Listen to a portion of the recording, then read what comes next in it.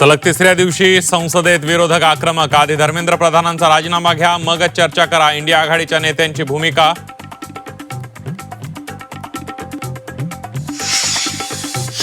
राहुल गांधींची दुपारी 4 वाजता पत्रकार परिषद. राहुल गांधी काय बोलणार याकडे देशाचं लक्ष. उद्धव ठाकरे राहुल गांधींची फोनवर चर्चा करणार. इंडिया आघाडी म्हणून आंदोलनाला देणार पाठिंबा.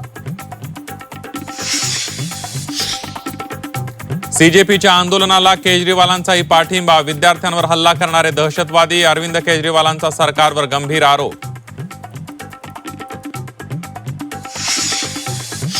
20 जुलैची गर्दी ट्रेलर होता. सरकारनं ऐकलं नाही तर मोठा निर्णय घेणार. अभिजित दिपकेंचा सरकारला इशारा.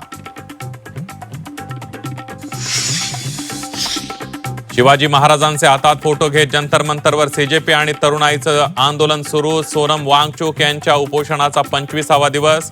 वांगचुक मेदांता रुग्णालयात. तरुणांवर लाठीचार्ज प्रकरणी तातडीनं सुनावणी. सुप्रीम कोर्टाचा नकार. व्हिडिओ पाहण्यात रस नाही, आमचा वेळ वाया घालवू नका, कोर्टाचं विधान. दिल्लीतील 16 मेट्रो स्टेशन आज बंद. आंदोलनाच्या पार्श्वभूमीवर सरकारचा निर्णय. मुंबईत भाजपच्या कार्यालयाबाहेर काँग्रेसचं ठिय्या आंदोलन. संविधानाची प्रत घेत मोदी शहांच्या राजीनाम्याची मागणी. पोलिसांकडून आंदोलकांची धरपकड. संभाजीनगरमध्ये काँग्रेस कार्यालयाबाहेर भाजपचं आंदोलन. दोन्ही बाजूंकडून जोरदार घोषणाबाजी. पोलिसांकडून कडेकोट बंदोबस्त.